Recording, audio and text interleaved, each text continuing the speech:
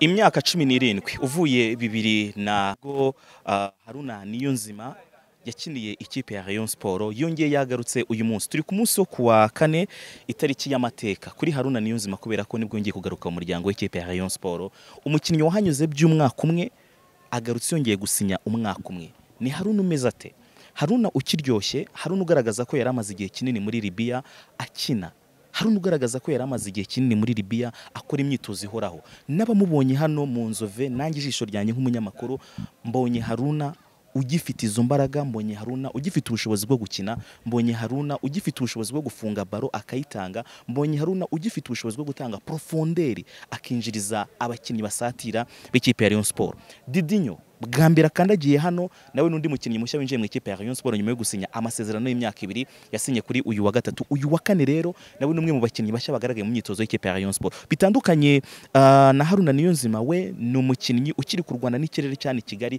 ariko n'iminota umutoza Ayabonga Lebitsa uri kuyobora imyitozo amuhaye ntiyari myinshi nayo mpamvu bigoye umureyo wese kumenya niba ari umuntu uri buze kuba ari big giant cyangwa se niba ari umuntu uri buze gutsinda ibitego byinshi cyane ariko kimwe cyo mu byo babonye abakunzi b'ikipe ya Rayon Sport imoso ye indyo ye namaguru yombi yakina umupira w'amaguru ikindi cya kabiri bamubonye iminota mike ariko uburyo yakira baro uburyo yayitanga n'umukinnyi wize umupira w'amaguru n'umukinnyi ufite ubwenge bw'umupira w'amaguru aba bakinnyi bombi babiri rero bari mu myitozo y'ikipe ya Rayon Sport bakoze kuri uyu wa kane baraza kugaruka mu myitozo yo kuri uyu wa gatanu ariko ingingo nyamukuru no kwitegura umukino w'ikipe ya Rayon Sport igomba gukinamo n'ikipe yagorero kuri ni match yo kuri uyu wa gatandatu amatike ari muri system no gukanda kanyenyeri 772 urwego ukazabasha kwirebera Haruna Niyonzima ukareba Didinho n'abandi bakinnyi b'ikipe ya Rayon Sport bamaze igihe muri iyi myitozo ariko imyitozo yari myiza byari na byiza ko haba ikiganiro n'itangazamakuru aba bakinnyi bashya babiri ikipe ya Rayon Sport yakiraga kuri iki kibuga cy'imyitozo cya Nzove ni nayo mpamvu rero tugiye kuguha umwanya ukaganira cyangwa se ukumva ibyo baganirije itangazamakuru ibibazo bigiye bitandukanye babajijwe reka tubanze tuganire n'uyu mugabo uvuga ururimi rw'igifaransa witwa Didinho cyangwa se Didinho we yambwiye ngo ntabwo ari Didinho ni Didinho abakanga cyane reka abanza tuganiriza tubwire ese ari yumva ate nyuma yo kukandagira mu ikipe ya Rayon Sport nyuma yo kuza bwambira imyitozo y'ikipe ya Rayon Sport nyuma yo kwera amaze igihe kingana n'icyumweru cyose ariko ubutaka bw'u Rwanda ariko atarakandagira imyitozo y'ikipe ya Rayon Sport Didinho nuwo hanyuma Haruna Niyonzima nyuma y'imyaka 17 baba mzazi agarutse mu ikipe ya Rayon Sport itangazamakuru rimufitiye amatsiko menshi nkuko n'abakunzi b'ikipe ya Rayon Sport bamufitiye amatsiko menshi cyane hanyuma rero reka tumumwanya banze aganire n'itangazamakuru hanyuma ndagaruka mu kanya murakoze nibyo koko narindi muri Libya ariko ndakeka kuza muri Rayon Sport ari ni by'agaciro cyambere nicyo cyambere nabivugaho ikindi nari mfite nanjye ibintu nshaka gukora hano nabyo byatumye akenshi ngira imbaraga zo kongera kuguma mu Rwanda nkana desida gusinyira Rayon Sport ibyo ushaka gukora hari abavuga ngo urashaka kwigira ubutoza akaba ari ibyo byatumye uza mu Rwanda tubwira ukuri kwabyo kwigira ubutoza nabyo birimo kubera ko n'ubundi sinari kubona umwanya wo kongera kugaruka yonza kugusohoka ko n'ubundi ama equipe nari nyafite ariko narebye cyane kuri future ariko no kuza gukina muri Rayon Sport ni equipe nkuru mu Rwanda ni equipe nkeka ko kuyikinamo atari bibi akaba ariyo mpamvu nafashe ibyo byemezo nibyo koko Rayon Sport inyotewe igikombe ariko ndakeka ngewe nka Haruna ngiye nyine ntago nabishobora akaba ariyo mpamvu hari ibyo twavuganye ndetse twemeranyije yaba mu kibuga ndetse no hanze yacyo kuko buriya gutwara igikombe birimo ibintu byinshi cyane yaba mu kibuga muri vestiaire kuba hamwe n'abakinnyi gushira hamwe so ni ibintu byinshi cyane nkeka twavuganye kandi Imana nidufasha tuzabikora naho kuvuga direct ngo wenda 100% icyo gikombe ni ibintu bizadusaba gutegura tuzategura yaba ku bakinnyi yaba no kuba ku buyobozi ndetse n'abafana ba Rayon Sport kubera ko nabo barakonta cyane ariko ndakeka ko equipe barimo bakora ni equipe nziza ni equipe ubona ko nituba hamwe icyo gikombe tuzagitwara bongeye cyo navuga tuzahangana kandi tuzahangana cyane kuko hano ni mu rugo champion hano turayizi ntabwo navuga ko ama equipe ari kugura abandi bakinnyi bo hanze atari gukora ibintu byiza cyangwa se atari kugura neza ariko ngiye cyo ndeba ndafokasinga kuri Rayon Sport. Ku mutima wanjye ndumva ntabwo binteye, ndumva ntabwo babinteye, kandi nkuko nahereye mbivuga nidushira hamwe tukaba hamwe tuzabikora. Ndatanga urugero rutoya muri AS Kigali, najemo n'ubundi bimeze gutya, ariko ekipe twayishize hamwe dutwara ibikombe bigera muri 3, so nta kidashoboka muri football. Haruna aho anyuze mu Mavubi kapiteni ukiri muto, AS Kigali ugarutse uba kapiteni, Rayon Sport naho mu byo mwaganiriye uraba kapiteni? Ibyo ntago nabivugaho kubera ko buriya ekipe igira ubuyobozi uhereye ku mutoza. Ntabwo ngewe nanabikunda cyane, nubwo wenda bindimo cyangwa se bikoze igihe kirekire, ariko umutoza nabona ko mbikwiye nzamuba nta kibazo, abayobozi nibabona ko mukwiye nzamuba, ariko ntago ariyo ngewe nzanye muri Rayon Sport cyane. Ikinzanye muri Rayon Sport cyane nuko hari icyo nayifasha mu gukora bya bindi wenda bari bamaze igihe banyotewe, naho ibyo bya Bransard burya nubwo ntayambara, ariko nyende umuyobozi imyaka 18 ndi umuyobozi, ndakeka nubwo naba ntacyambaye n'ubundi nzakomeza nyobore. Ariko Haruna, iyo myaka 18 uvuze ni abantu bibaza bakaba bati Haruna aracyarimo, hari n'abarenga bakaba bati Haruna arashaje. Ibyo bintu urabyumva, iyo ubyumvise kubera umuzigo cyangwa kubera motivation? Smartphone ndayifite, mba kuri social media. Ngewe icyo nabwira abantu, ikiza cy'umupira, umupira ntago bawukinira mu cyumba, umupira bawukinira ahantu hagaragara. So abantu kuvuga ko nshaje, nta nubwo mbyanga, kuko nta nubwo nabashaje ubusa, ariko icyo mvuga nuko ngewe Haruna ntago nkunda kuvuga ibintu byinshi kuri football. Buriya football irivugira mu kibuga, ariko ibyo bavuga byose ngenda bikunda kubera ko bintera imbaraga.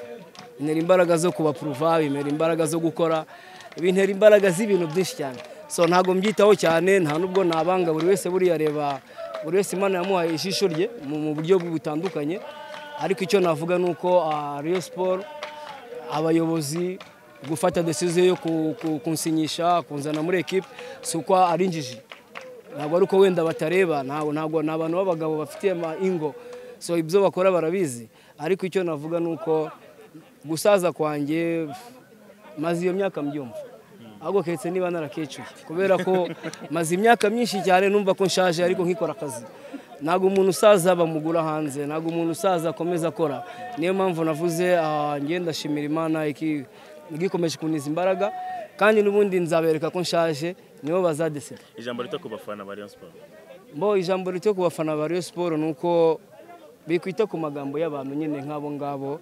Buriya hari n'ababivuga ari ugusenya, batabivuga nk'abasportifu. Gusaza bibaho, ba Cristiano Ronaldo baracyakina umupira, bafite imyaka hafi 40, kandi n'abakapiteni b'ama equipe nationale, n'abantu bahembwa amafaranga menshi, n'abantu bafasha equipe zabo. So kubwanjye rero abafana ba Rayon Sport icyo nababwira nuko abayobozi babo ntabwo bigeze bibesha, bigendera ku marangamutima y'abandi bantu ku ruhande. Twebwe icyo nje gukora bazakibona, kandi Uwiteka nakomeza kuntiza imbaraga, Rayon Sport nzayifasha kandi nzayifasha ibintu binini, nicyo nababwira. Inch'Allah. Bonsoir. Oui, j'ai signé 2 saisons ici. Mais 2 saisons, avant de venir, j'ai causé avec le président. Ils m'ont présenté le projet de l'équipe. J'étais intéressé, c'est pour ça que je suis venu. Et pour ma première séance, j'ai trouvé l'équipe. Il y a l'harmonie, il y a l'amour déjà, parce qu'ils m'ont bien accueilli. C'est un peu ça. Tu avais un peu de l'information de l'équipe, concernant l'équipe avant de les rejoindre? Bon, je me rappelle bien, je ne sais pas si vous le connaissez, le coach qui était ici, qui m'avait déjà fait appel avant.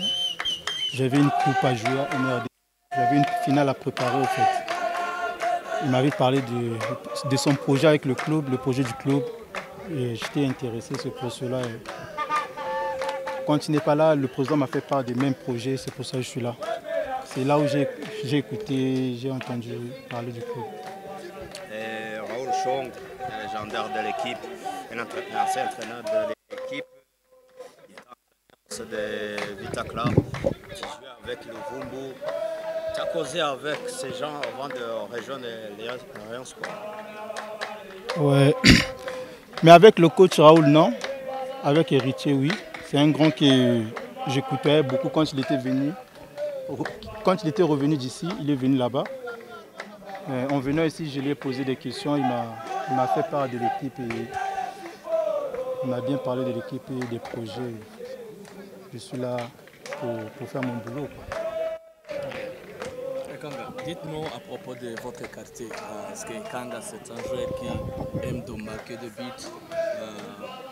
Quelles sont votre qualité? Bon, moi, je suis un attaquant. Un attaquant, son objectif c'est marquer des buts et d'apporter un plus pour son équipe. Au pays, j'ai joué une saison avec Otto. Je suis sorti le meilleur buteur du club. J'étais avec le coach Julien, qui m'a fait part au Chan. J'ai joué le Chan. Malheureusement, on n'était pas qualifié au second tour, mais moi, je suis un buteur et je promets rien au club, mais je donnerai de mon mieux pour faire le plus pour le club, quoi. Tu jouais aussi avec Pavel Nzira, ici au Rwanda. Avant de venir au Rwanda, tu as posé aussi avec lui, avec Pavel Nzira. Ouais, lui, il est venu. On était ensemble à Otto, à l'équipe nationale aussi. C'est un grand, c'est un capitaine. Avant de venir, il y a toujours des conseils qu'ils m'ont donné. Ils m'ont donné des bons conseils. Il est à APR et moi je suis au rayon. Moi, je suis focalisé sur le rayon et mes objectifs sont focalisés juste sur le rayon. Mais il m'a donné des bons conseils avant de signer, quoi. Parce que j'ai fait déjà presque 7 jours ici, une semaine, que je puisse signer. Mais je causais avec lui, il me donnait des conseils pour que je puisse intégrer le. C'est un bon championnat et ça va me faciliter aussi si je travaille plus, quoi. Que ce soit ici au Rwanda ou en RDC, tout le monde se demande de séparation entre toi et AS Vita Club, alors que tu étais titulaire. Quelle est la cause derrière? Pourquoi? Bon, avec Vita Club, j'avais un contrat de 2 ans.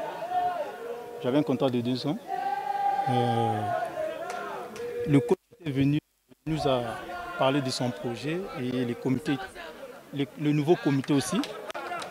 Et par rapport au projet et par rapport à ce que nous voulons et ce qu'eux ils voulaient, on ne s'est pas mis d'accord, c'est pour cela on s'est séparés à l'amiable, quoi. ngaba bose nuko bigenze ni iyo myitozo aberaga mu Nzove. Haruna Niyonzima na Didinho, imyitozo y'uyu munsi kwari ukuzenguruka cyane, kwari ugupima fitness yabo, hanyuma ubwo igisigaye no kuza kureba niba no kuri wa gatanu baraza ko bameze neza cyane. Ni bamwe mu bakinnyi bazagaragara mu kintu ikipe ya Rayon Sport izakina n'ikipe ya Gorilla. Ufite amatsiko nanjye niko bimeze. Uratekereza bazaba bahagaze bate mu kibuga? Ndavuga 11 ba mbere ikipe ya Rayon Sport izarinya. Nanjye nicyo kibazo ndi kwibaza kakanya. Ese ni Richard uzakina mu kibuga hagati cya Rayon Sport, ni Sefse cyangwa ni Majariwa? Ese ninde uzakina imbere yabo? Ni Fiston, ni Paplay, ninde?